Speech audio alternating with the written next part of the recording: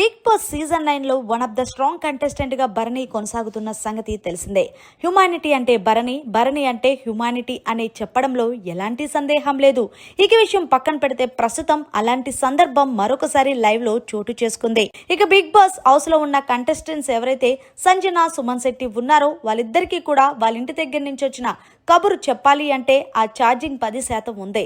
కానీ ఆ ఛార్జింగ్ పెంచుకోవాలి అంటే ఖచ్చితంగా మీరు భరణి వెంట తెచ్చుకున్న ఆ బాక్స్ను ఓపెన్ చేయించాల్సిన బాధ్యత మీది అంటూ బిగ్ బాస్ బిగ్ బాంబ్ పేల్చాడు.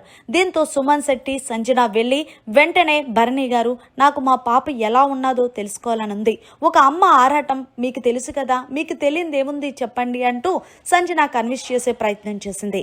అలాగే సుమన్ శెట్టి కూడా, అన్న మా ఆవిడ మా పిల్లలు ముఖ్యంగా అమ్మ ఎలా ఉందో చూడాలని ఉందన్నా, నేను వచ్చినప్పుడు అమ్మ ఆరోగ్యం అస్సలు బాలేదన్నా, దయచేసి ఆ బాక్స్లో ఏముందో చూపిస్తామంటూ కన్నీళ్లు పెట్టుకుంటే వెంటనే భరణి వెనక ముందు ఆలోచించకుండా ఆ బాక్స్ని ఓపెన్ చేస్తూ చాలా ఎమోషనల్ అయిపోయి చాలా ఏడ్చేశాడు.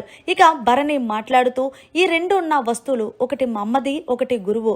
నేను స్టేజ్ మీద వెళ్ళినప్పుడు వీళ్ళిద్దరిలో ఎవరో ఒకరు వస్తారని ఎక్స్పెక్ట్ చేశాను, కానీ ఎవరూ రాలేదు. ఏదేమైనా సరే ఇది మా అమ్మ, ఇది గురువు. అయితే భరణి గారి గురువు ఎవరో కాదు, నాగబాబు అంటూ బిగ్ బాస్ లైవ్ లో తెలియజేశారు. ఇక హౌస్ లో ఉన్న కంటెస్టెంట్స్ అందరూ కూడా భరణికి సలాం చేస్తున్నారు.